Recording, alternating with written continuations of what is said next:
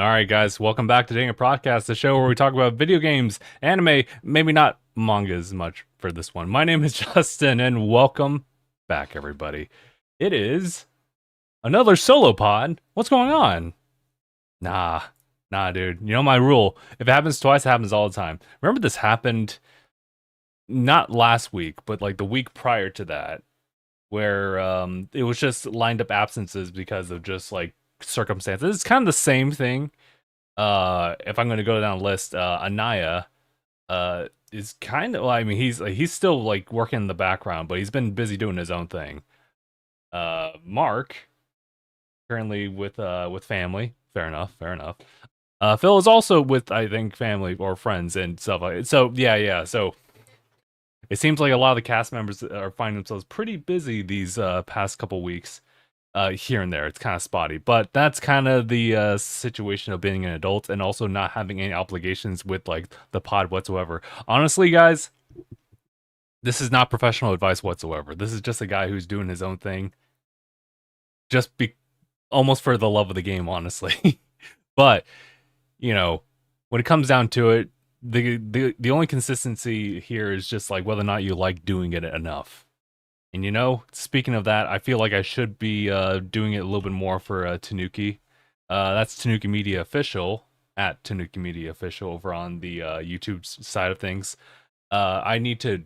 It's been a month. It's been a month since I've like posted anything over there, and I've been getting this idea that I've been trying to like work around, but I've had like literally zero time to really like develop it and actually like put into action. Hopefully, I can maybe get it done maybe today and tomorrow, at least get like general ideas and footage done. I'm not sure about editing and whatnot. We'll see how that plays out. But I had this great idea. Well, great idea, quote unquote. I had this interesting idea that I would love to have as like an evergreen piece of content about someone's entryway into video gaming, as far as video gaming or video games through really Xbox's ecosystem. Because honestly, it's weird as like someone who is, I would say, quote unquote, a traditionalist as far as like engaging in video games in the form of, you know, like the hardware and like the very much so like the way that they deal with the software side of things. But you know, today's a whole new day and age of like people consuming content across all types of platforms, not just video games involved. So I think this calls for maybe like a new video where maybe someone who's like brand new could probably get into it, just not in normal means that we're used to, like buying a whole console and like trying it out from there. I mean, this is not really the whole focus of like the pod, but I'm going with this little quite this quick tangent about how with Xbox they have like this whole ecosystem of like where you can even start and where you end up like by the end of it, which could be like very minimal. It might be like super invested, but it'll definitely be a different path than what we were used to back in like the 90s. I only say specifically the 90s because of my era. Although those who were born like around the 80s and later on, that might be like a whole different thing. So, you know, everything's just a different type of circumstance. What I'm saying at the end of the day is that I think that video will be a very interesting one for me to work on, not just in the sake that like it's not as like straightforward, but there's a lot to really digest with that type of thing. But that isn't the main focus of the pod for today. We have good listings of things. I kind of feel bad because, you know, I think everyone would have like some bit of input about what's going on this week as far as gaming news. This is Gamescom weekend, but also like around the ballpark of it, there's been a lot of stuff that's been going on. Also, real quick thing, just doing a quick audio check. I had a whole tangent, so it'd be kind of sucky if I didn't actually have any audio like coming through. We're good. We're good, by the way. But we have some pickups, something I'm looking forward to, because a lot of limited run stuff is like coming in here. We have the Kirby Air Riders Direct that I do want to kind of talk about. I'm not sure to what extent, but we'll see. We'll play it out. Gamescom weekend is going to, or Gamescom 2025 is going to be kind of the majority of like the pod, or at least the main focus. But obviously, as you can probably guess by the title of everything, there's something else too. Um, some other games I'm like keeping an eye out for. The pricing situation with PlayStation. Ooh, that's an interesting one. And also a little bit of pricing through leaks and whatnot for a particular gaming handheld. We'll talk about that. Some other games I'm like intrigued about, including Trails in the Sky, Pokemon as well. Hollow Knight Silksong is going to be in this topic for sure. Uh, Talking about some reviews of an upcoming game that's coming out next week. Okay. And guys, full games in cart. That's still a future for Switch 2. And that's actually pretty new news on that front. But let's go ahead and get started with first topic. And don't mind me, guys. I have to actually write this down. Pickups. I got a limited run order earlier today. I'm kind of expecting to see like a couple of packages either like for the rest of like this month. I mean, granted, there's only like one like other week, right? And then there's also September. So I'm gonna just even though I'm like definitely trying to keep myself minimized to just one game per month, I am just getting a lot of pre-orders that I've done like either late last year to early this year, and that's just how it is. I promise you, I'm trying to abide by that rule, unless I have like more income that I can like dispose of as far as like things I want and just like what I'm accumulating on my like side bit. But without further ado, let me show you the first thing. These are a lot of things that or actually, you know what? Two of them you probably have recognized from like previous podcasts before, but if you haven't, we have Gimmick 2. Phil actually had shown this one off to quite a bit of detail. Essentially, you could kind of think of it as like a harder version of Kirby, I would say. I definitely want to get like the first gimmick, I believe. In fact, I'm gonna just go ahead and like take a look, see through Amazon of anything to see if gimmick is actually available like right now. Gimmick 1. Gimmick, please.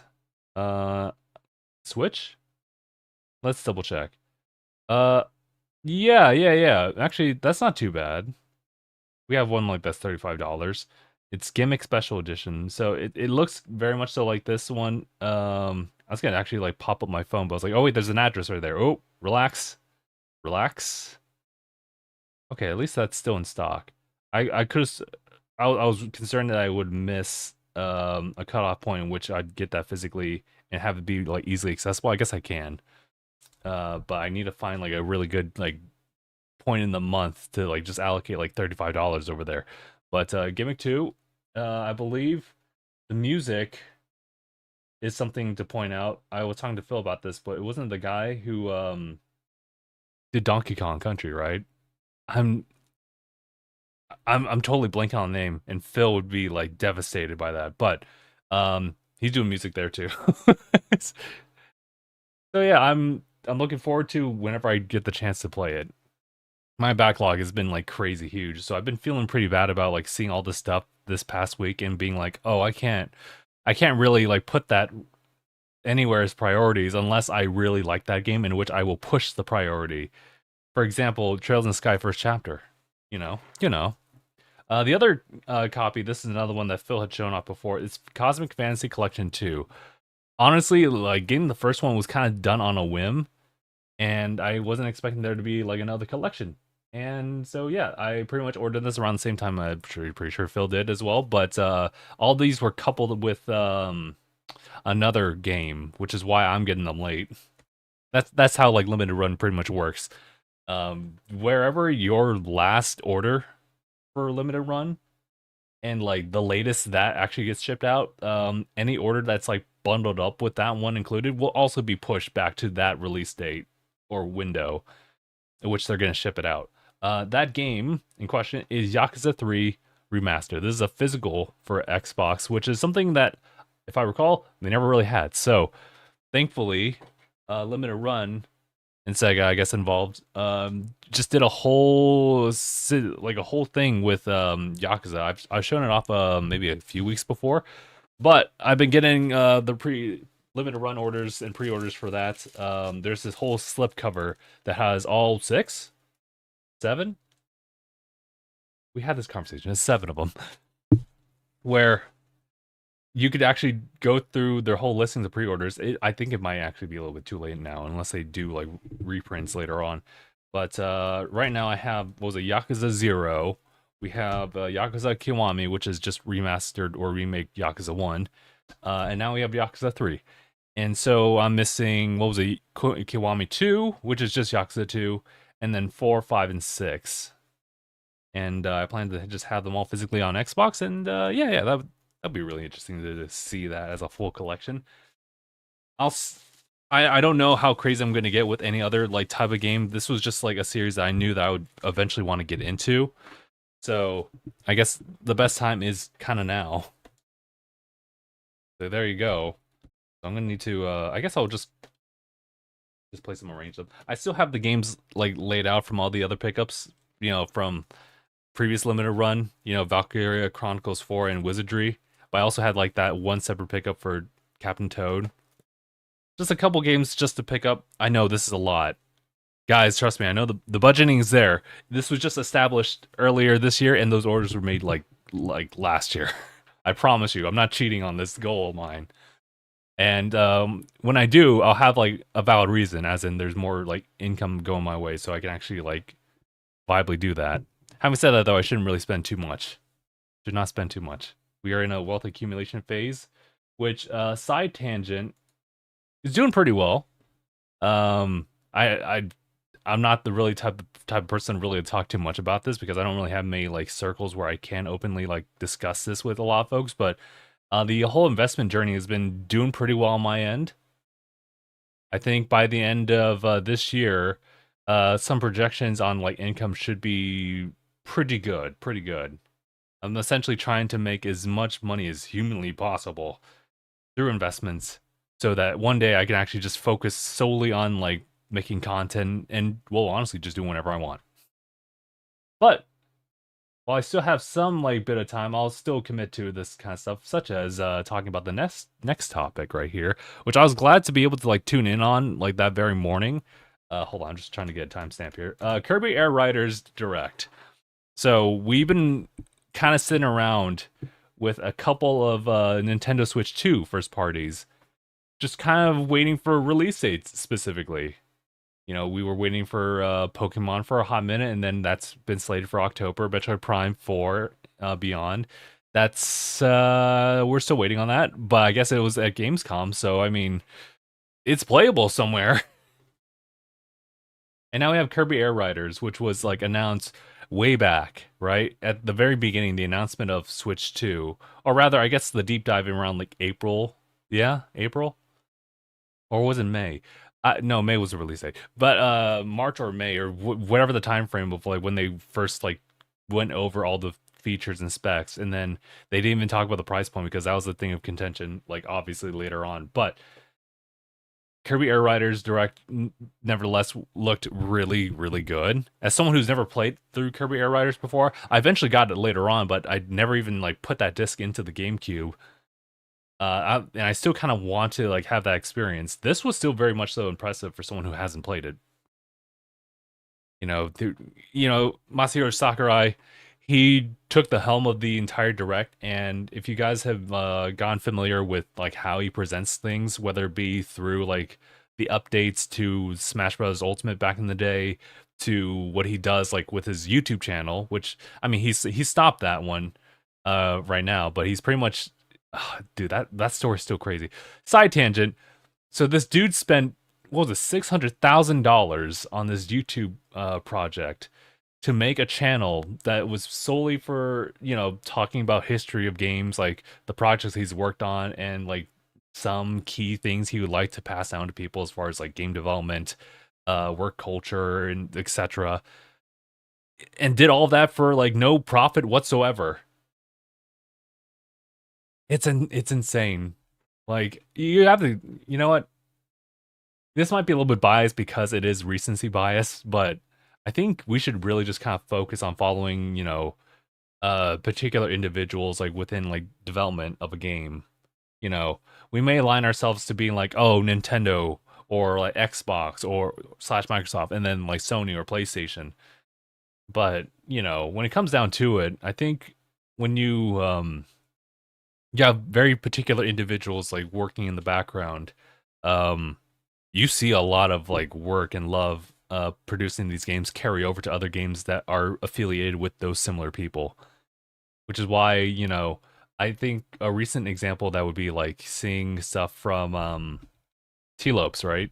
I mean, he's like he makes music, right? But he's really dabbled music towards like all the other video games, not really just coherent and just adhesive towards just like Sonic, right? That's definitely a big influence and inspiration of his, but also he's been working on other like projects for like other indie devs. So that's been like really, really cool to see and hear like different styles, but you also get a feel for like, oh, that does sound like his stuff, right? But when the form, like seeing this in the form of like, Sakurai, for example, and granted, he has a team, he does have a team and he does a lot of collaborations and whatnot. So he isn't always like, well, I mean, I guess it's different because he kind of like talks as the representative, right? Like of his company, but like here in this capacity, he is kind of like the face of like Kirby Air Riders in this case. And to see him really talk about, how the game has been developed and go into like the tiny intricacies of the game. At this point, yeah, like even if he isn't like writing the codes for everything, at the very least, he is very much so involved in that development of that game to a point where he can like passionately express how he feels about like certain mechanics here and there, like the little tiny like jab at the fact that like he wanted to keep the game to like one button as far as like the controls, but then unfortunately in subtext, unfortunately we have to add a second button. Like that's it. Now we have like two buttons to deal with. But yeah, no. I think it kind of depends. Some people may have a take it or leave type approach, but that's his like style of like his videos. He clearly got that same editing team that he hired for possibly the Smash like Ultimate DLC, but also definitely his. Actually, yeah, I think he clarified on his YouTube channel as well that he probably approached the same editing team because they just know how to make things work. A lot of his content is, showing a whole bunch of gameplay that is complemented by like his narrative, but the editing is also a way to like illustrate and demonstrate things. So, I mean, granted, like I can do something of a like similar capacity, but that style is very his style, I would say. But I digress on that one. I think it's really good. I think the racing is like arcadey. It's also pretty fast for being something that is otherwise what felt like kind of a short race when he demonstrated that. And bread and butter for Kirby Air Riders is definitely City Trial, from what I've understood to be like a very unique thing where you will race around like one particular map and you'll be collecting different upgrades here and there. In this particular like title and entry point, you're collecting all these abilities. In between that, there are different events, and whether that be just like overworld type stuff or an opportunity to participate in a little mini game, and you'll be collecting all this stuff within a time limit of like 5 minutes, possibly more if you're able to edit that. And when you're done collecting all your power-ups, you'll be given the option to select like about out of 4 stadiums, each with their own unique particular play style and course and demand for like your vehicle and upgrades. So when you collect a certain amount, you'll be given recommendations on which ones that should fit you, and you can choose which ones to like pick from, and you'll duke it out with other people who voted the same way as you did, or I think you might even have like a no contest type of situation where you're the only one who votes for like one particular thing. So you just like end up like number one, like on your side of things. It's really interesting. I don't know how I feel about City Trial just yet. I have played Smash Run, so that's kind of my point of reference, and Smash Run is super fun. So I'm totally like in sync with this one. Otherwise, I think the racing aspect of it is also very unique too.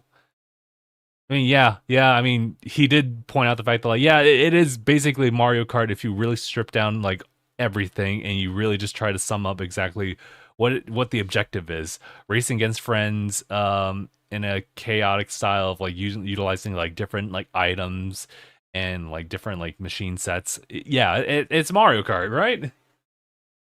But yeah, so but it's to say it is very unique in like how it wants to do it, and I'm totally hooked up. Well, sign me up. November 20th, right? So that is that's where that's sitting at. If we recall, Pokemon Legends EA is actually sitting in October. I believe that leaves December to be like probably Legend of Zelda, or sorry, Hyrule Warriors: Age of Imprisonment, which is it's part of the Zelda universe or Zelda like series spin-off games. But we should probably like define that, right? And then I'm trying to remember if there was any game that would come out for September. I think there is. Is there a September Nintendo game? I hold on. I am. I mean, we're just approaching September, so I mean, like, I just want to know personally. I know that I have a game locked in for September, but I do want to see if Nintendo actually had something. Let's see. Games coming out over there. Shoot. I know I did this kind of preemptively. You know, it isn't first party, but Final Fantasy Tactics though is there at like the end of September. Sure. You know, it's funny. Kirby and the Forgotten Land is also coming out, but it's like next week, so it's at the very end as well. Also, Story Seasons Grand Bazaar. I thought that already came out, but that's also not first party, by the way. Oh, okay. So Legends EA, by the way. Yeah, October 16th. I just totally like blinked out on that one. My bad. My bad. I don't think there's actually anything first party wise. I don't see. I see this game called Shooten Order. I'm actually kind of curious about this one. Let me see what this one's all about. I don't think that's first party, but it was stylistically like appealing to me. I don't even know what this is all about.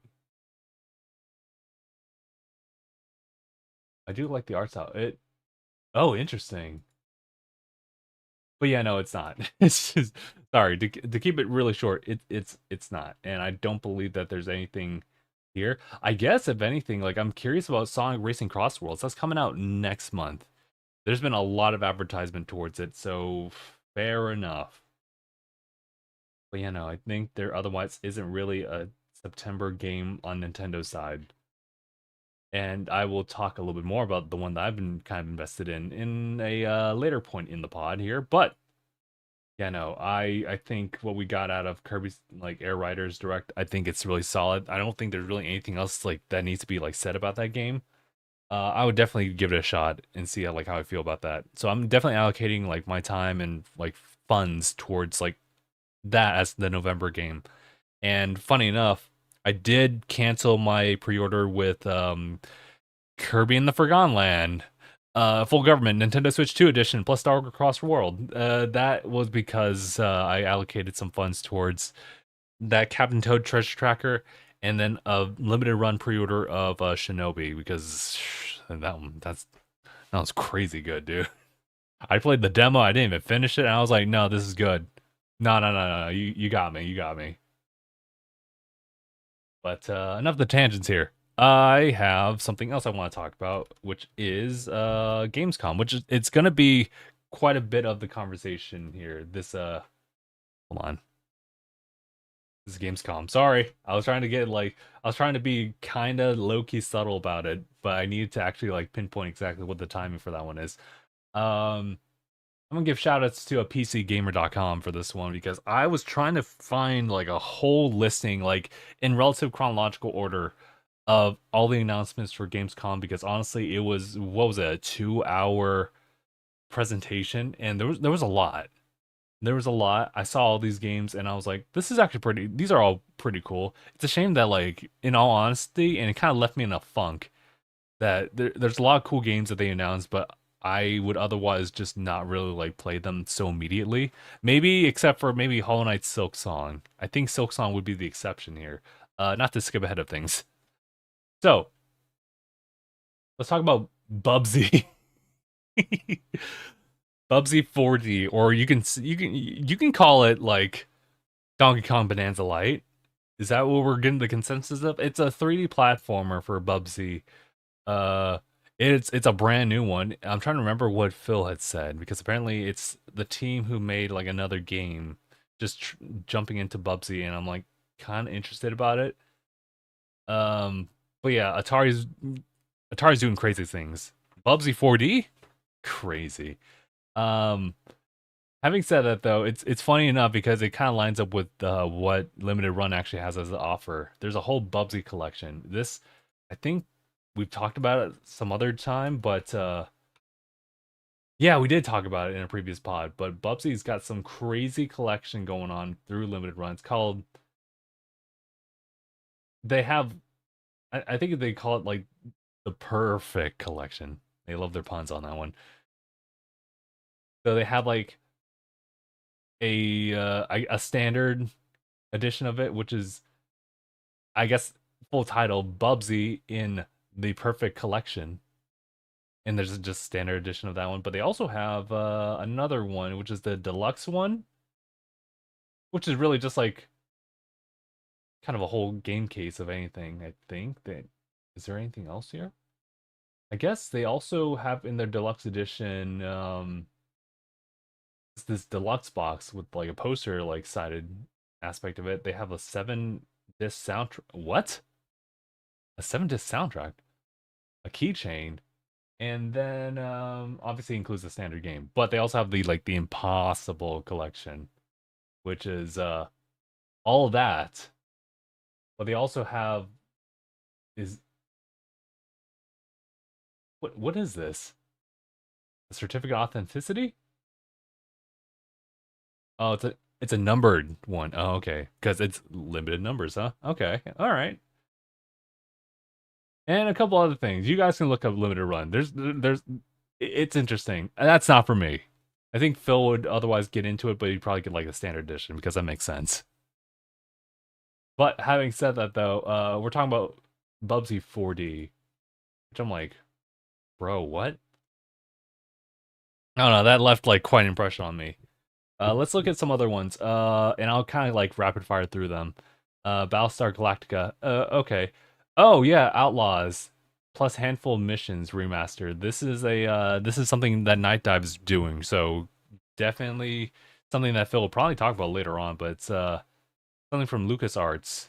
It's an old FPS game. So essentially, if you guys recognize some of the classic Doom first person shooters, then yeah, yeah, it'll look exactly like that one. This one caught my attention quite a bit, and there's a couple reasons for that. This game's called Denshatak? Denshatak. And it's you on a subway that cruises on rails and doing some of the most over well, like I wouldn't say overly hype as in it's like overrated, but you're just skating like as a trolley, as a tram, and you're just or yeah, it's really a subway station, and that's kind of the name of the game, but it's nothing like an actual subway like simulator type of thing. It's like no, we're going like balls to the wall type of action with this one. What really caught my attention was like the style of it. I thought this was like from Reptile.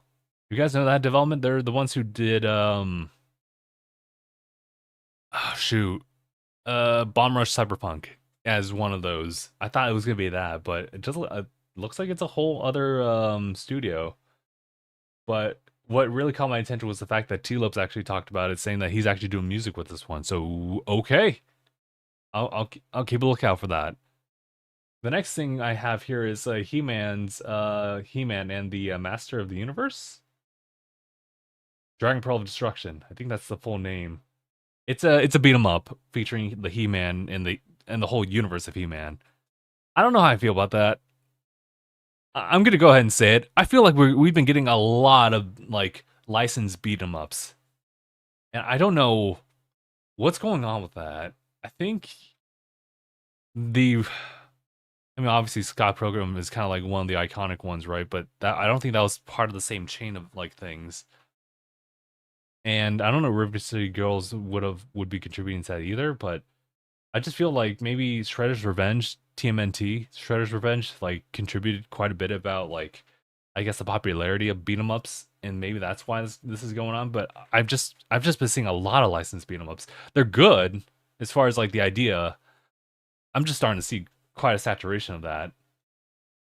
Oh shoot, they talked about Absalom here. Absalom's also I think a beat 'em up as well. but I've been really keeping an eye out for that one because I think the art style for that one's like really nice.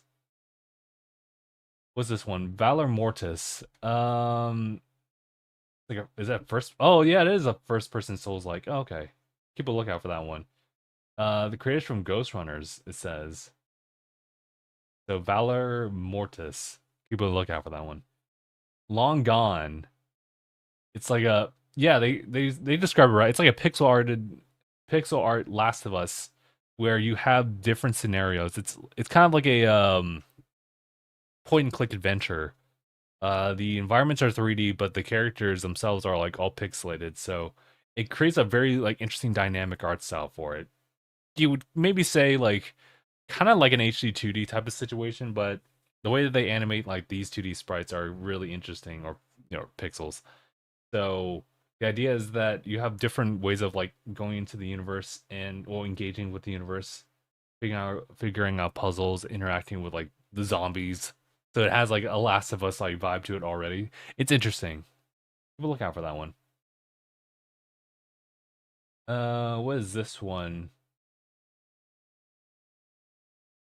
Something about Routine, the sci-fi horror game. Oh yeah, I remember that. Is that the one that Mick Gordon was going to do music with? And we didn't really get much out of it, to be honest. Okay. What's the next thing? Swords of Legends. I do like swords. It's an action RPG. Not much else about it. I don't remember exactly the gameplay on this one, but okay. Road Kings is kind of crazy. I don't know what this is gonna be about. This is from Focus Entertainment though, but yeah, there's a bit of a narrative to it where like you're playing as like a truck driver, but like the stakes are like really high on this one. The roads that you take are not ones to take lightly, type of vibe to it. And then we got a Sonic Racing Crossworlds collaboration. So Crossworlds, as the name implies, that you're going across different like worlds and whatnot, but you would assume that it was just like within the Sonic universe, but clearly with all these past announcements, it's certainly not. They have Hatsune Miku, they got like SpongeBob, they got Minecraft even. And now they did the confirmation with Pac-Man as well. So Pac-Man's also gonna be there as well, featuring some other courses as well. But I think this is digital like DLC like after the release. So they just have a lot of collaborations going on that just go beyond like base game stuff. So okay, all right.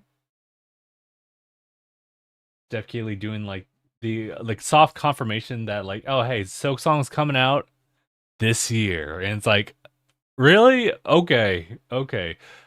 But Team Sherry was going to make an announcement like later on in the week, and we did get that. I'll talk about that in a little bit. Um, Black Ops 7, excuse me. I was like, what is going on? I cannot pronounce this correctly. They showed off a little bit of narrative stuff for Call of Duty Black Ops 7. It was crazy because I literally pulled out our 360 copy of just Black Ops 1. And it's just so crazy. Like there's 7 of these games over the course of like what felt like a pretty short time frame. Like less than a decade, honestly. And it's crazy. So the whole idea of like Call of Duty is making yearly games, yeah, that's valid. They do that. Oh yeah, they did talk about like there being a co-op campaign for Black Ops 7, so I like that. I like that there it's just like it's something you can interact with friends. The next game that we have here is Lords of the Fallen 2. I've been kind of keeping my eye out for Lords of the Fallen. I should probably get like maybe a physical for that one. I'll try that out. Not so gaming like heavy, but it is game related. Is the anime for Sekiro. The game was called Sekiro Shadows Die Twice, and the anime here, the adaptation of that story is called Sekiro No Defeat. And I don't know much about like who's doing the animation for it. I just remember that I guess the animation team, I guess, like via Crunchyroll, like made a statement saying that Sekiro, this anime anyway, does not utilize any AI at all. Okay. I feel like that should be a given, but like I don't know, I'm really interested. I need to get back into playing Sekiro. I tried playing it a while back. I still have my copy through like Xbox, and that was just like a deal. So I have it just digitally. And I remember having issues with audio with that one, so I kind of been on and off about it, where you wouldn't really be able to hear like music, but you'd be able to hear sound effects. It was weird. I hope it was patched or something like that. I might have to pick it up somewhere else. Um, let's see. Oh, the Lego Batman, Legacy of the Dark Knight. So it's a whole Traveler's Tale. I haven't heard Traveler's Tale in a while. So Lego Batman, but like the entirety of Batman. Period. That includes the movies. That includes the games. And they also have like difficulty stuff. It's interesting as like a game that is otherwise just kind of like a fun like romp across like different worlds based on like whatever licensing that they got going on. But this one's pretty ambitious as far as just like the pure coverage on like on everything. So okay, all right. Warhammer, the 40K Dawn of War 4. I think this is the RTS one. Yeah. Oh, and then we have this collaboration with Monster Hunter Wilds and Final Fantasy 14. So Monster Hunter World actually had their collaboration with 14 as well, and it's funny how that it carries on tradition. Um, I still need to play through Monster Hunter Wilds. I feel pretty bad because I literally dropped off the game, mainly because just a whole bunch of other stuff has come up, and I feel like I don't really give myself enough time investment towards that game. But whenever I do play it, like I get like so like engrossed with it. But it's definitely weird because I'm not as excited to like jump into like the main like hunts and everything like that. It's weird. And I don't think it's right for me to compare it to like Donkey Kong Bonanza where like I hop into that game and I just like do it like once like a week within like a 2 or 3 hour like time like window of like me having some free time to do something. And like I just hop in, I just have like so much fun just like playing through that. But when it comes to Wilds, I will commit to like one story based quest and I'll hop off. But that's just I don't know, that's just me. I don't know, maybe like I've just kind of maybe my interest in Monster Hunter maybe has waned quite a bit. I was definitely really excited for it. And I still like have fun when I actually like do some of the hunts here and there, but maybe I'm just not really like roped in with the story anymore. Just because I've been like just from one point and then like within a whole big like time like frame jump, I hop into it again and I try to remember exactly what's going on. Personal take there. Onimusha Way of the Sword. Honestly, I'm kind of at a point where I feel like they're showing a little bit. I mean, like they've only like, really done it like once or twice. I feel like they're doing a lot of advertisements and promotion towards Onimusha Way of the Sword when this game's not coming out like next year. Like it's one thing to announce it. I feel like they've been like really showing off a whole bunch of other things when we don't really need to see a lot of that. That's also a personal take on my end. I'm not sure how other people feel about it, but seeing like the combat and everything like that was super cool. Yeah, I'd be chill with that for a little bit, but now we're seeing like additional stuff with it, and it's like, well, hold on, guys, this is coming. Like, hold on, this is coming out like next year. Personal take. What else do we have here? I don't know what this. Oh, it's an action RPG Arknights. Yeah, no, I'm not gonna. Yeah, no, I'm not gonna. Anyway, Europa Universalis 5. I think that's something for Gabe, especially. I'm not really like big on like the RTSs. Um, they talk about Fallout Season 2. That's the Prime Video one. They talk about the DLC for Indiana Jones and the Great Circle, The Order of Giants. That's supposed to be slated for September. And I guess they just get a longer look at that. Oh, okay. I haven't really fully played through. Well, I did play a little bit of Indiana Jones, a little bit about it, but it was just like through like Game Pass, and that's kind of gone. Um, Dude, there's a World of Tanks 2.0. That's crazy. What else do we have here? John Carpenter's Toxic Commando. I don't remember this one. I'm only seeing like the thumbnail and everything. I don't recall this one. What did they say? The co-op adventure. Okay. Well, at least it can be. All right. And then Monkey Island creator Ron Gilbert's next game is a roguelike, vertically scrolling RPG. Interesting. Yeah, that I was gonna say, like, describing it like that. I guess I'd have to take a little closer look at that one. That's called Death by Scrolling. I'm actually intrigued. What's this game called? Zero Parade? Espionage RPG. Interesting. Yeah, unfortunately, I can't really piece a lot out of just like the thumbnail. I'd have to actually remember what the gameplay was like. There's this game called Unbeatable. Um, called this is the final trailer for it. And it's coming out in November. I don't recall what this is. I'm kind of curious about it. Let me see if there's some gameplay I can look at it. Oh, it's okay. So it is 2D. I think there's a little bit stronger narratives here and there, but I think a bit of platforming, maybe some like rhythm stuff is put into play here. That's interesting. Yeah, no, Unbeatable's kind of an interesting like take on like art styles and how that's gonna play out. So I keep a lookout for that one. An MMO tactical shooter called Cinder. Uh, there you go. I'm not gonna lie, I don't really have much else to say. Silent Hill F has been a really popular one for a lot of people. It's coming out in September, so I feel like though they're doing quite a bit of like promotion for it, I think it's within a closer like time frame versus Onimusha. That I would feel like this is pretty valid. Honestly, the less that they show, it's kind of like the better. We've been seeing a bit of gameplay here and there, so I've been kind of chill with that.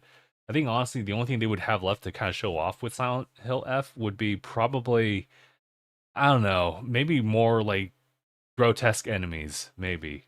Otherwise, I think the trauma and the story that they're trying to like put out there is obscure as they can get.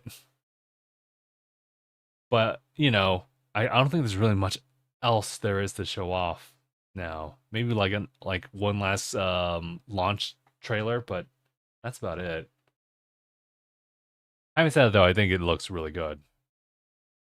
But I'm not a horror game type of person, so I probably will kind of like step on the sidelines on that one. What's this one? Called La Divina Commedia. I don't know what this one's about. Oh wait, um, they released the team did this in in sorry in Natria, the last song. That sounds very familiar. This is not the one I was thinking of, but sure.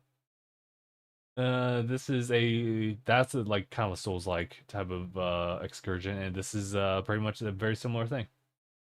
Yeah, fair enough. Actually, let me double check.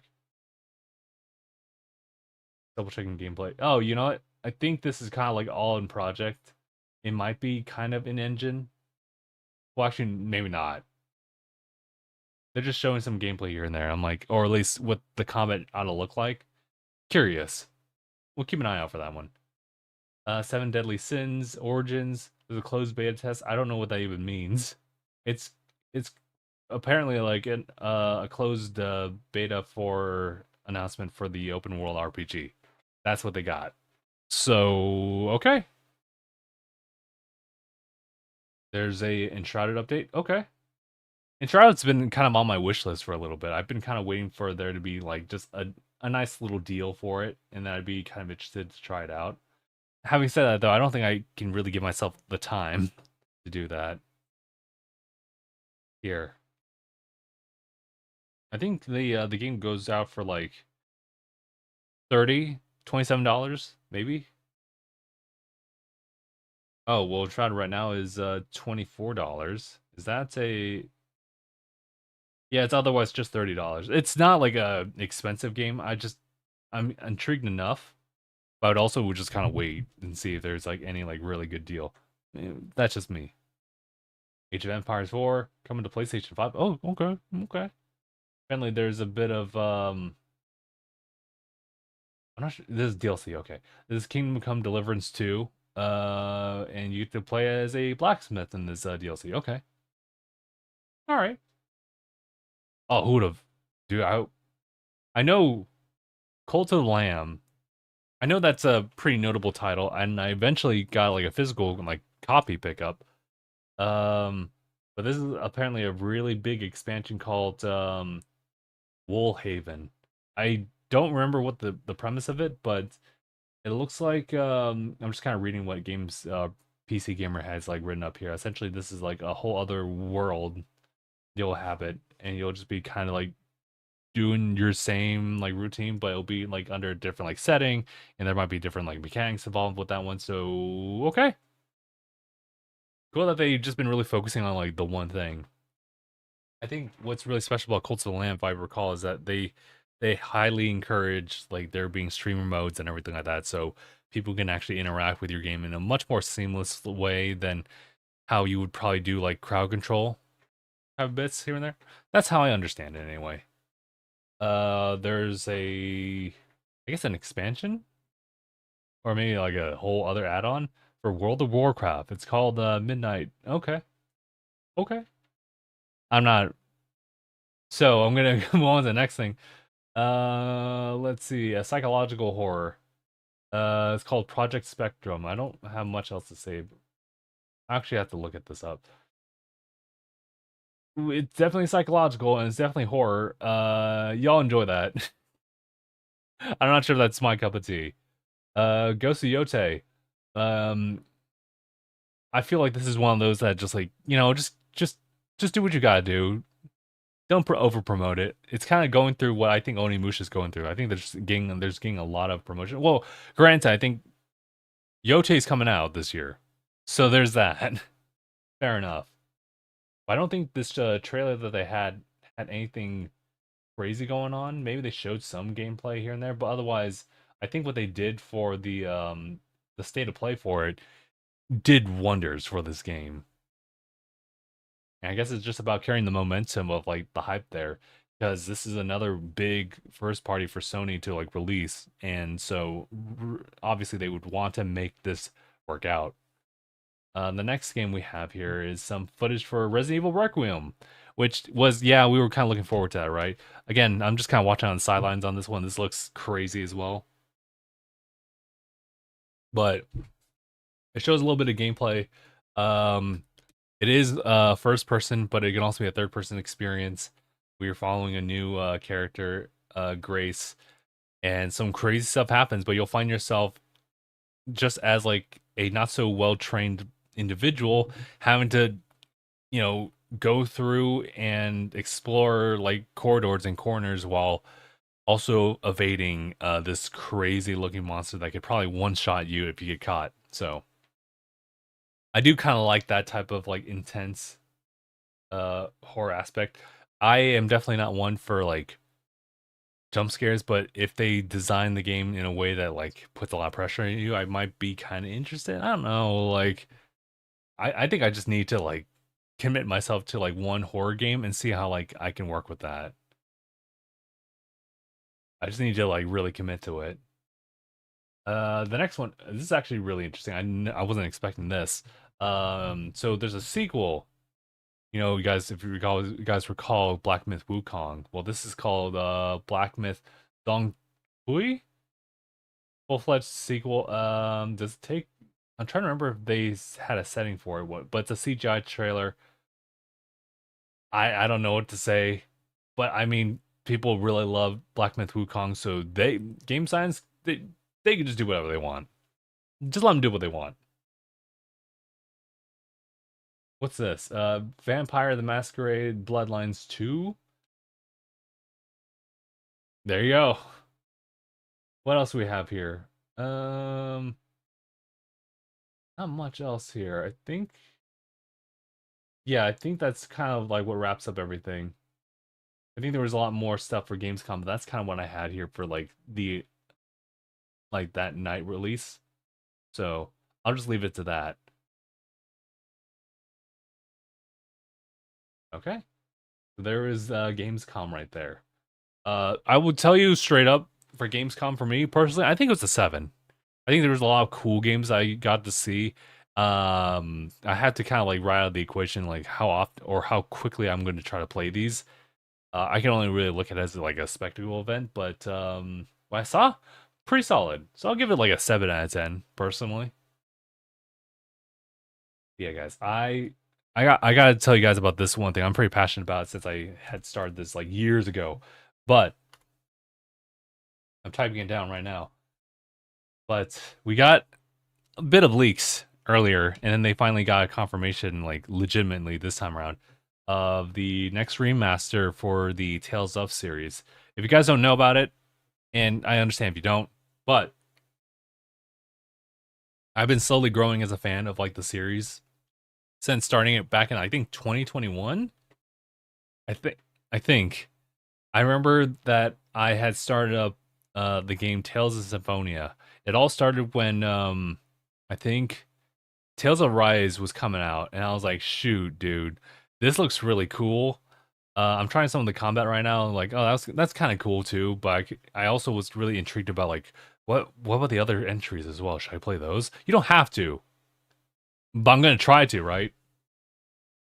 And I was the exact same thing, same thing while I was trying to get into the Trail series. So I've been playing those games back to back, one entry to another, to the limits of which I can actually afford and like access these games. So I've been playing through them for a long time because they're RPGs, and I'm trying to stream them as far as their full like story and everything like that. So it's taken a while. So I played through Tales of Symphonia, Vesperia, Zisteria, and since it came out earlier this year, it was Tales of Grace's F remastered, and now another game I'm going to be adding to the list as well is called Tales of Xillia remastered, and this one's a pretty important one because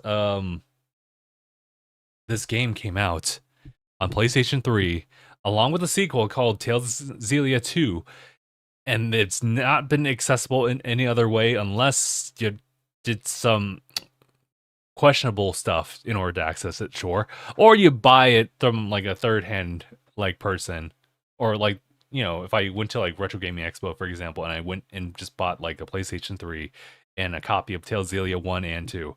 No need to do that. This game is like what, 30, 40 dollars as a remaster. Okay, yeah, no, okay, it's coming out October 31st, and it's, so far as I can see, it's only, you know, Tales of Xillia 1. So I think we're gonna have to be waiting for Tales of Xillia 2. But the fact that we're getting that on multi-platform is all I would ask for, because as someone who's become like a recent fan of like the series, quote unquote recent, the issue with me is that I haven't been able to find like other ways to like enjoy the games without having to dig through like retro consoles and whatnot, and possibly spend money on like pieces of hardware for that one and find like good deals for like the other games. It can be a hassle, right? So good on them to continue to just put remasters out there. But that's how I currently feel about Tales of Xillia right now. So I guess we could probably expect maybe a remaster of the second one, maybe next year. I would assume, right? I would assume. And actually, you know what? Speaking of, hold on, I was actually looking at the time code. Speaking of, you know, the PlayStation 3, as far as the exclusivity there, I did want to talk about this real quick.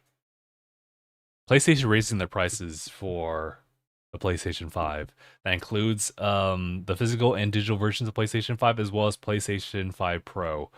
It's essentially across the board. They raised the hardware to like $50 more. And so just like the Xbox, it's like, oh wow, my old console became more valuable. That's what it kind of comes down to. Although granted, you know, when you add like a couple upgrades here and there, then it does kind of raise the pricing, like, and like value of that particular piece of hardware. But it's a wild time, you know.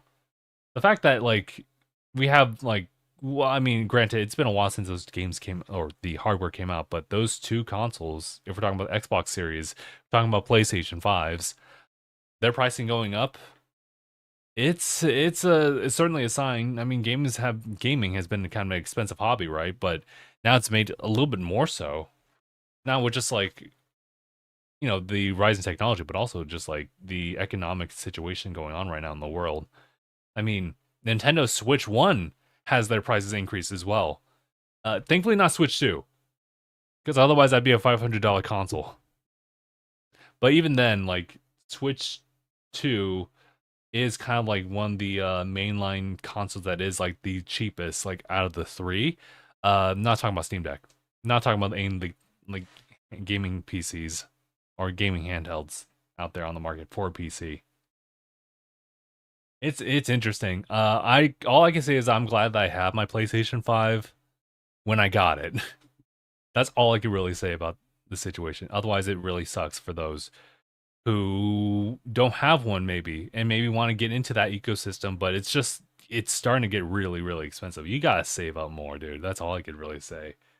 Otherwise, maybe find some other alternatives to like do it. Like maybe just like go with the used market maybe. Or buy maybe some retro like consoles here and there. I mean, like, I don't know how the market's gonna deal with like a Nintendo Switch 1. Obviously, those prices have raised up, so I don't know how how other markets, such as like seeing it on eBay, I don't know sure how they're gonna behave. Probably raise the prices there too. So just keep a lookout. I would say that Switch 2 is out there. And I'm just kind of glad where it's at right now, but they can also raise the price there too, just as they, like earlier this year or earlier this month, they raised the pricing of the Switch 2 Pro controller. So, yeah, that was rough, and I kind of like talked myself into it. And speaking of gaming handhelds, I wanted to talk about this one as well. This wasn't meant to be chaining off to other things, but it makes sense to me. I want to talk about more pricing, but with a handheld. I think this was leaked information, so this stuff may change. The Xbox ROG Ally and the Ally X perspective. So we got this leak about what the price is going to be. I believe Xbox/Microsoft haven't really disclosed like legitimate prices. And I think we'll get that in like September and October. But as far as what I've seen, apparently the prices are going to be $550 for the Ally and the $900 for the Ally X. Not quite $1,000 what I had in mind as far as like what I'd predict the prices to be, but I mean it can change, and I wouldn't look forward to that. But I think $900, if we're talking just based off of the Ally X by itself, it's pretty pricey. Now I did buy the ROG Ally, the non-Xbox branded thing, the one that came out in 2023. I bought that for like $700. They're not cheap. And I will not. I will also say that 900 is also not cheap. And I don't know. That's real tough. Hold on, I'm gonna mute my phone real quick. Gaming as a whole is getting really expensive, but I think we were kind of right on the money as far as like what the pricing for the the Xbox ROG Allies were going to be, or was our ROG Xbox Ally? Yeah.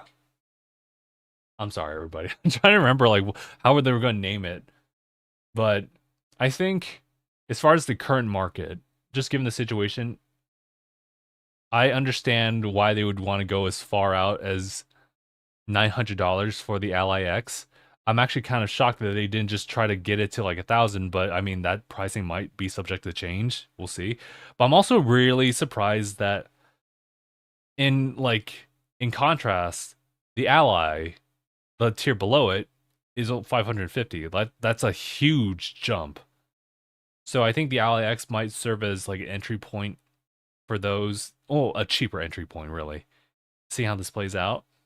The real difference, like between I mean, there's probably bigger differences that I can otherwise piece out if I really do the like actual look at things. But the difference between my ROG Ally and like the Xbox Ally and Ally X is probably like just the CPU, right? Because I have a Z1 Extreme and they have Z2 and Z2 Extreme respectively for Ally and Ally X. So better processor, obviously. So that should help with performance of the games. They both should have like better battery than my Ally from 2023. So I can appreciate that. I think they have bigger storage like up front as well. So that's super solid too. But I don't know how I feel about this one. Like maybe it will help make games perform better, and that's like obviously like a good way to go about it and like sell the product here, but I kind of would love there to be like a bigger jump. And I feel like the difference between 700 and, 900 would probably ask for maybe a little bit more, like maybe like I wouldn't say 4K gaming, but let's say like maybe an OLED panel. Granted, maybe it doesn't really need that. Like if the LCD technology is like really like vamped up, like same way as like Switch 2. I actually don't have an issue with my Switch 2's like screen whatsoever. So I mean, I can nitpick about that, but yeah, it should be otherwise be okay. I don't know. I would say ultimately when I'm navigating towards that, like if people are looking at this and they're seeing the pricing for the Ally and Ally X, definitely just look at it as more of like it's just say it's a Windows computer, honestly. Like you can honestly get similar I wouldn't say let's not talk about performance, but you can get a similar like experience as far as like the overlay and everything like that with a laptop or hell, maybe an older version of the Ally series from ROG. So, I mean, I don't know. The difference here is that the Xbox Ally and Ally X have like this dedicated Xbox button. I've been seeing some footage here and there through Gamescom about how they are using that button. It's essentially like a very seamless way to set up like an Xbox UI so that the gaming handheld is much more of a console experience versus you just booting up Windows. Windows is still there, and you have the option to swap between the two, right? I think there's some weird bugs where you have to like restart like from the Windows side of things so that when you boot up, the console again, having the setting for the Xbox UI to be like the default when you boot it up, it will essentially take away any type of Windows like boot up like priorities here and there, and they just focus on the Xbox UI, which is otherwise a decent way to kind of keep the performance in check and just keep it focused on the Xbox stuff. Couple that on top of the fact that the Xbox ecosystem is kind of focusing on trying to bridge all the stuff together, like not just Xbox titles from like PC, but also your Steam library, GOG, Epic Games, like that kind of stuff. I think that actually will make things pretty universal, and I think there's a lot of appeal to that. Personally, that's how I feel about that, and I think if we could get that type of software, maybe not seamlessly as an Xbox One, but just make that seamless to like my ROG Ally as it is, I think that would be pretty solid too. So I don't know if I'll get my hands on something like this. I'd have to essentially have, you know, reasonable amounts of money to spend on this one, and even then, I'd probably like do a trade in with my ROG Ally just to get it down to like $700 something.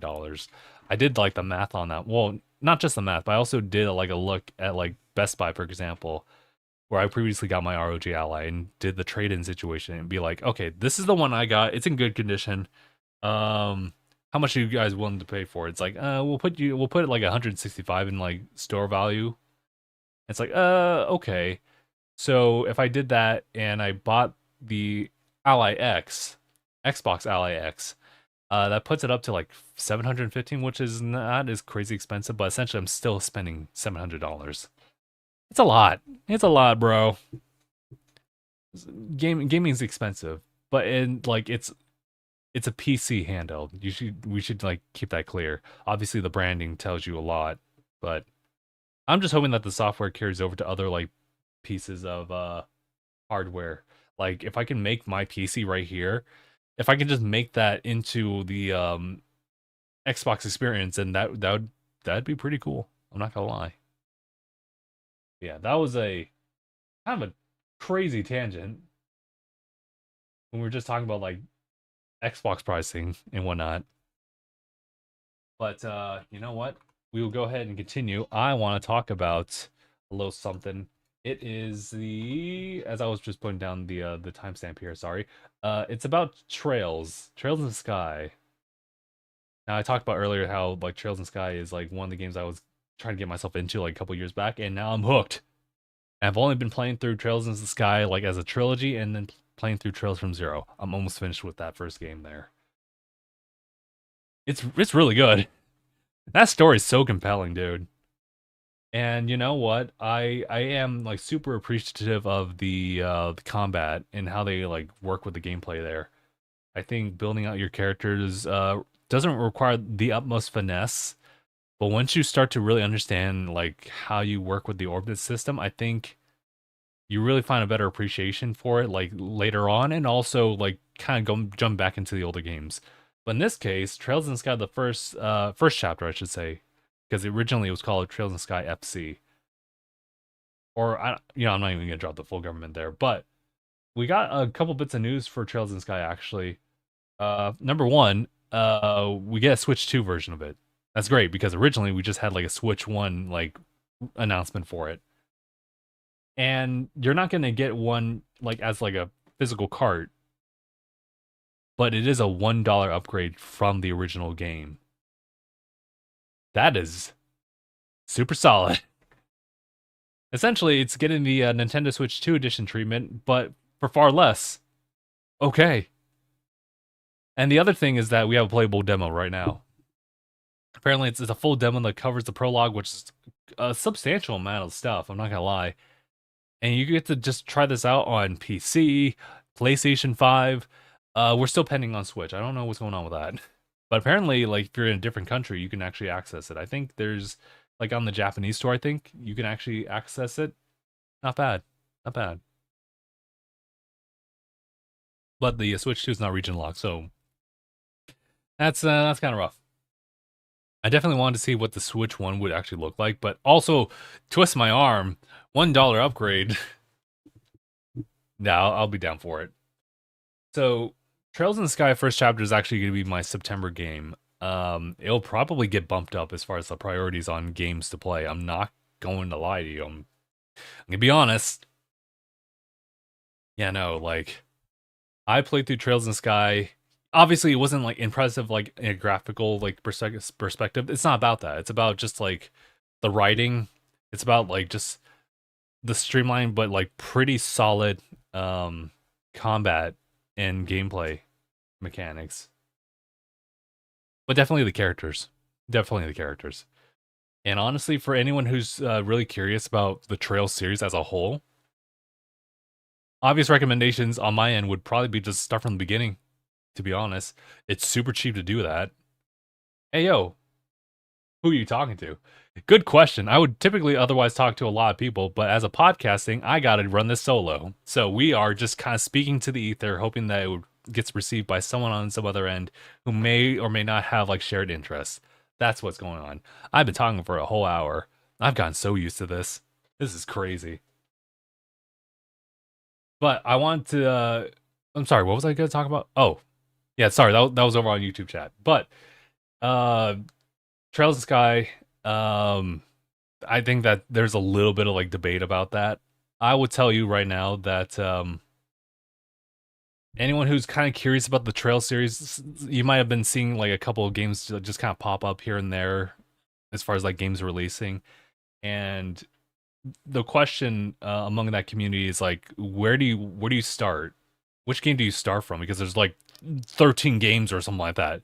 It's like a Final Fantasy series, I swear. But yeah, Trails in Sky, that's solid. Trails from Zero, maybe. But there's definitely chronological events from like Trails in the Sky that you'll have much a better understanding and appreciation for if you play Trails in the Sky. So the fact that Trails in the Sky has a remake called First Chapter, that's 100% recommended. And now there's a demo out, so you can just try that for free. Unless you're in the West and you're trying to play the Switch demo, then I have no idea where to I don't know where to go with that one. So I'm sorry, everybody. Yeah, let me go into the next little bit of docket here. I'm gonna go ahead and write this down as a timestamp as well for later. I have to be like kind of like fast about it too. But we got a bit of Pokemon news as well. I wanted to kind of do a little bit of coverage on this one. So, Pokemon Legends EA, that's a game coming out in October. I'm looking forward to that one. They had hinted, like within the week of Gamescom, right? Like earlier, that they had something that they wanted to announce, and they had like this kind of photorealistic image posting up on like Twitter/X, and we were like, "What the hell's going on?" Maybe Instagram as well, but it's like, "What the hell is all this?" And Sept, like my friend Sept was like, "Oh, this looks like a Resident Evil game. Like, what are we doing, Pokemon?" And I'm inclined to believe that because I sat down, I watched that video. It's laid out as some type of reports finding in the world of Pokemon like Legends ZA. And it looks like Resident Evil, doesn't it? But it was essentially just a soft announcement of there being a new Mega form, Mega Victreebel, Gen 1, represent. You'd love to see it. Bring Mega Lapras next. But someone's like, the funny thing I got out of that was someone made a tweet about it where it's like, oh, so we have Victreebel here. It gets plumped, fat, and it's called Mega Illusion. But when I do it, I'm just a sack of shit. I'm like, oh, bro. And someone said, you're not Victreebel, bro. But yeah, no, that's all we really got. Actually, speaking of that, so Gamescom had like some additional stuff there as far as Pokemon Legends ZA as well. And what was going on with that is that people were able to actually play like a playable demo there. People were showing some screenshots about like how, mechanics were going to be playing out. A couple of screenshots showed stats of like your respective Pokemon and like all the different pages for that one. What's interesting is that I did not see, and they highlighted this, there was no ability listed. You know, the thing that all the Pokemon have, even your starters in this generation, like, what was it? Torrent, Blaze, and then Overgrow, like, and then like Drizzle, some other ones. Let's talk about like some of the mega abilities that they would get, like Tough Claws, or whatever Mega Kangaskhan got, which was like a 2 times like hit, where like you hit once and the little guy hits like again for you, but with half the damage. That stuff is seemingly gone. I don't know how they're gonna play out with that one, but we don't otherwise know what Mega Victreebel is gonna be about. But the fact is that he looks kind of silly. But I like it. I like the fact that Generation 1 is getting these Mega Evolutions. And I'm glad it's not a crazy, like, legendary that otherwise doesn't need it. We got the Mega Dragonite. Gen 1, I appreciate that. That's a pseudo-legendary. I don't think we need a pseudo-legendary to get into Mega form. Like, give it to Flygon. Give it to Flygon, man. I like Flygon. But the stat spreads, it's good for the campaign, but it ain't really good for competitive stuff. We'll see how that plays out. Mega Lapras, please. Oh yeah, don't they have Mega Pinsir?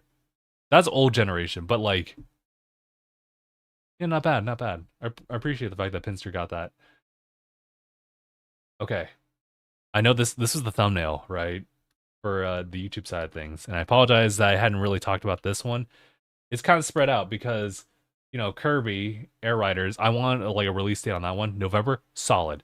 Hollow Knight Silksong, dude. Hollow Knight Silksong finally has a release date. So they teased that it wasn't even really like, well, yeah, kind of a tease. Something that they wanted to show off like later on in the week, and they finally did it. It was like a slew of new like gameplay here and there. I'm gonna be honest, I don't really need to see any like additional gameplay. I'm sold, right? They just have to keep the same like art style. They just have to keep the gameplay like as chaotic, but also very like familiar to like regular Hollow Knight. Which, by the way, got like a huge boost in like play hours according to Steam. So it's like, dude, insane. But not to digress too far. September 4th is the release date for Hollow Knight Silksong. I too have been really excited to play this game, and that's just like in 2 weeks.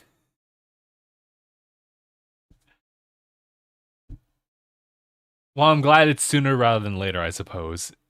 To be like delayed indefinitely versus just to be released like sooner than you would ever expect. I'll take that latter point there. Fair enough. I think what I'll probably do, I'd love to get a physical copy, but the next best thing would probably be to maybe just get it through Steam or like GOG. Maybe GOG just if you want to really keep that copy. But otherwise, I think there shouldn't be any like DRM like tomfoolery going on over on Steam. So you should be good if you just get it there too. And honestly, if you're just a big fan of like the Hollow Knight series, just like get it on your whatever like your preferred platform. It's fine. It's fine. Just give Team Cherry their flowers because they cook with this one for long years. They play the long game of it, and like we're just the witness. That's all it is. So yeah, no, I think what I'll probably do, I'll if I have like allocated money for like September, right? Additional ones, I would say. I know that I am going through a whole investment journey of my own, so I have been slowly accruing like how much distributions I get, like not just monthly, but also weekly. So I think I might actually be able to build up enough so that I can actually afford, a couple more games like within a month. I'm gonna try to reason myself out of that one. But Trails in the Sky then. Trails in the Sky, the first chapter, and then Hollow Knight Silksong. I guess those are gonna be like a pairing that I might want to like add together. Having said though, I don't think I really need to pick up Hollow Knight Silksong so soon. So soon. If it's on like GOG, then it'll just stay there for like a hot minute. And I can also use that as like me waiting for like there to be like a physical release. Maybe. Actually, no, it's definitely gonna get a physical. If I had to say, it'd probably be like I'd probably say Fan Gamer would do like a physical release of that game. They did one for regular Hollow Knight, so I guess we'll see. Do I have? Hold on, I don't know if I got a physical copy of Hollow. Yeah, I did get a physical copy of Hollow Knight. Would be a nice opportunity to just replay through that again. Like I played it on Xbox when it was like part of Xbox Gold. And you can still have that if you already have Xbox Gold. But I played that quite a bit, and I loved it. It was just like a random like October game for I think Tanuki Media, if not just my own channel, and we were just doing like Halloween like orientated like games. And though Hollow Knight's not really like horror like that, it is kind of like on the eerie level of things. No, I loved Hollow Knight and Silksong. Yeah, I'd love to be there too. So I'll support it in any way. TLDR. Kind of getting into the last bit of news here, but I wanted to talk about another title here that's coming out next week. Actually, it's Metal Gear Solid Delta Snake Eater. I'm gonna be real honest with you guys. I forgot this game was coming out soon. But reviews came in, and it's looking really good. Hold on, what were the reviews exactly? Because I saw a listing of them through Twitter/X. I think there was a whole listings of it. Man, yeah, I'm gonna see if I can pull it up over on Twitter/X. Excuse me, everybody. I gotta figure this out. Metal Gear. It's crazy. I've been seeing a lot of like clips here and there, so it might be one of those things where, hey, I think they've finally done it here. Oh, here it is. So I think I got this from German Strands over on Twitter/X. That a good listing they has here, including GameSpot, Game Informer, IGN. Like we're seeing like 8s to 10s, dude. I think Metacritic, yeah, okay, so they're saying Metacritic has it at 88, OpenCritic has it at 8, or sorry, 86 and 86 for Metacritic and OpenCritic. Not bad, not bad. So we're gonna see a lot of promotion of Metal Gear Solid Delta, so there's that. I did see that there's a little bit of a lack of performance on PlayStation side, and you're probably gonna expect that on Xbox as well. Like it's not gonna be running like a full 60. I think you're gonna see like dips here and there, so there's room for improvement. But it seems like it might be like an open, like unlocked, uncapped frame rate. So if you have the proper specs, then I think PC would be able to run it just fine. Possibly. So yeah, no. Keep your eyes out for that one. If you're a huge fan, then go you. Honestly, go you. Because that's a huge dub. All right, this is the last little bit of news I have for the day for everybody, and I wanted to give appropriate shout outs to it. One, because it's part of something that I'm trying to support all the way, and that there's a game that's coming out on all platforms, but it's also coming out for Switch too. It's called Yooka Re-Playee. If I got that right, actually, I'm just gonna double check that one real quick because I woke up and I saw that news and just kind of quickly put that on my phone. Yeah, Yooka Re-Playee, Re-Playee. There we go. It's it's a full gaming cart. That's the news. Is that worth celebrating? Absolutely, dude. Because we are getting so many third parties just having to put it out there on like a game key card because that just makes sense, you know? It's cheaper that way. Especially if Switch 2 only gives you like or Nintendo gives you the option of just going for game key card or 64 gig, which is obviously going to be like just more expensive because it has a higher capacity for things. But you know, that's to be celebrated. I love the fact that we have some third parties here and there that are actually going past that limit of just trying to give you that experience all in the cart. Because that's a big thing to argue because you know we have a physical disc here for like say Xbox games for example, but their first party, to be honest, if you just buy like a standard version of it, more or less a lot of that stuff isn't on the game disc. Like you'll still have the downloaded physically or digitally, but it's a difference between like downloading the game stuff from the discs versus like online.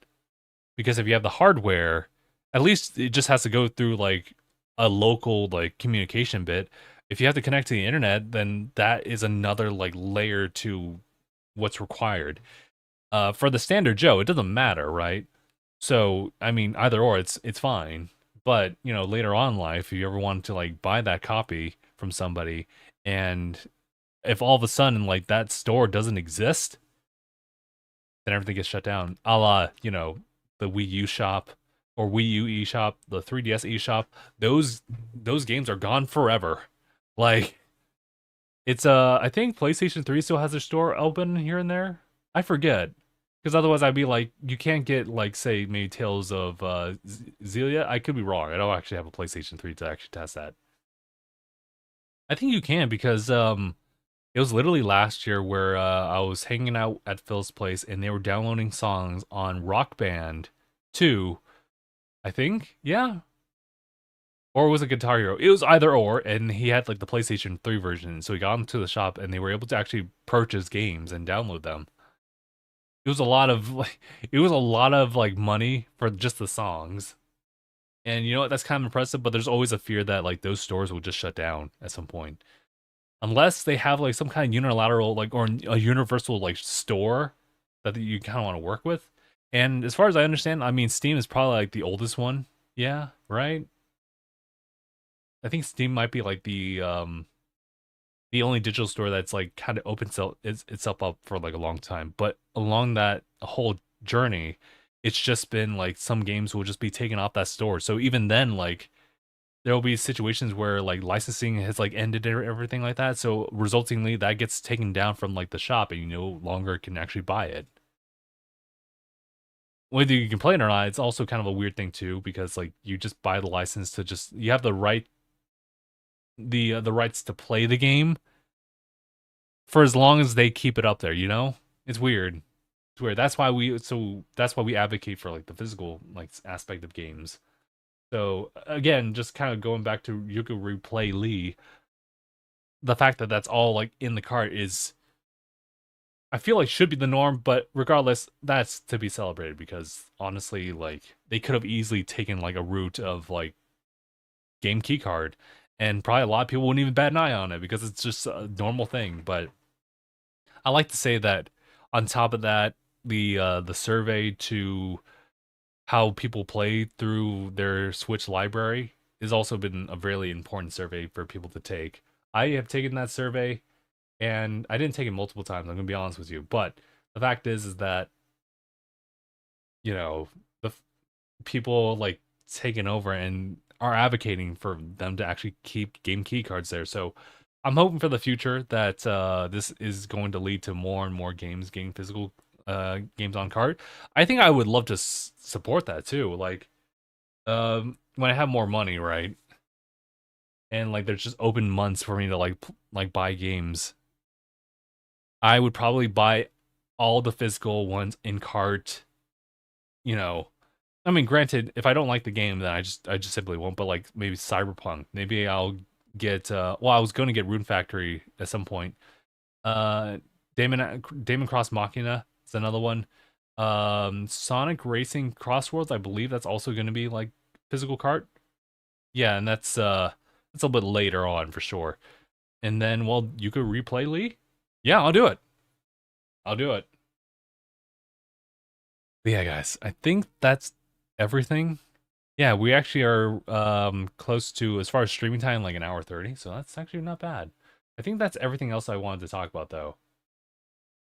Yeah, I think that's pretty much everything in short, sweet, and simple, and clean. Sorry. But yeah, guys.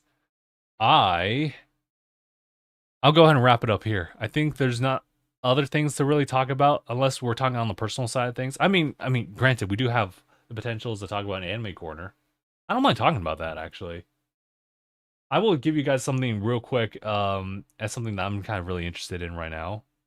Um, Talking about, I guess, Zenless Zone Zero. We just had like an event going on about the new version update, which is coming out in like September. Yeah, the first week of September. I'm looking forward to that one. I've been playing that game pretty daily, but I've been finding it really difficult for me to play through it consistently, like on the daily, because there's so much more activities for you to do in that game, and they're very much so involved than say like doing daily runs in like Honkai Star Rail. Granted, there are side quests there that you can like get yourself busy with, but you know, you can also do other things while you're just kind of grinding because it's turn based and also has auto battling. In Zenless, there's no such thing as that. So resultingly, like there's a lot more involved things for me to do. So I found myself just only doing enough just to like get resources for the characters to build, which is enough to be honest with you. But yeah, there's that. Yeah, hold on. I don't mind talking about it for like maybe a few minutes. Yeah, let's do it. I'm gonna do it. Let's do an anime corner. An anime corner, dude. I've been actually keeping things up here as far as watching like some shows here and there. I know I don't really get an opportunity to really sit down and talk about like anime like that one, but I've been keeping up with some shows weekly, like Doctor Stone. That's been pretty solid. We're kind of nearing, I think, the final season, right? So yeah, it's just one of those things where sorry, the show is ending pretty soon, and there's additional bits here and there that they could like elaborate on. I know that they have like a second story following up with that one, but right now they're just focusing on like the main like plots of things. 4 seasons of that show. And you know what? As far as the development on that one, I'm okay with it. I think I really loved first and second season. Third and fourth have been definitely just kind of, well, obviously things just kind of like build. That's just the nature of like the world building there. So fair enough. I just think that it runs the same like issue with shonens and well any long running season as well, like the sign in Rising of the Shield Hero, for example. Another show that I'm keeping up with because I'm just engaged at that point. Yeah, no, it's I still like the works, but clearly there might be a bit of a pacing issue here and there. I like the meticulous developments that went on with Doctor Stone, like early season one, and to an extent, like even like episode one, season four of Shield Hero, I think was like super good as far as like just slowing things down. Like it isn't always action per action type of thing, but like really just paying close attention to like some of the minor details here and there. I felt like that was really important. That's how I currently felt about that. I've been keeping up with some otherwise newer shows here and there, maybe some from like older season or the previous season. There's this show that I'm watching that I caught myself up with like really quick. It's called With You and the Rain. It's actually just it's a slice of life about like a novelist who just like works like day to day as such, and took home a Tanuki that everyone assumes is a dog for the most part. And it's just the day ins and outs of having such a weird animal as a pet. It just so happens to have the ability to also like write, so it can actually express itself in to like an extent. It's definitely just like a nice cozy one, and I think I just really find myself more acclimated towards like slice of lives this day and age because I need a contrast, dude. I need a contrast from work, dude. Yeah, there's video games, but like, what about when I'm eating, bro? Anyway, I that came out I think around the previous season, but I think the release timing has been kind of weird with that one. I think it's up to its 8th episode, and I just caught myself up to like episode 7, like within a week. Like I think that's my problem. There are times where I'm just not interested in a show, and I'll just drop out of it. And then weeks later, when there's more episodes of that, I'm like, okay, let me just try to jump back into it, and I get hooked. And then I just watch like it like the final like day one I return to it, and then day two I'm like, oh, you know what, let's watch it again. Watch this following episode, the following day, the next episode. And you know what, if I'm really intrigued by it and I had more spare time, let's watch the next episode in that same day. I might be a binge watcher, like low key, but I don't do that with Don because that show's pretty peak. I kind of like how they've done like pacing with that one. I've talked about that. All I can tell you is that Don is pretty peak. Not gonna lie to you. A show that's kind of okay, but I've been kind of keeping up with is the vending machine one. Reborn as a vending machine. It's so weird. I think I've talked about it before, but the second season just kind of snuck up on me. I didn't even know that there was a second season that was already out. So I caught myself up with that one. That one's kind of interesting. I think at this point, the what was the intrigue, the initial intrigue that you have, like as far as a premise, I think that's kind of like has been gone for a little bit, and now it's just part of the norm. But now I'm just kind of curious as to like, how do they deal with like the day to day? How do they deal with like the new threat?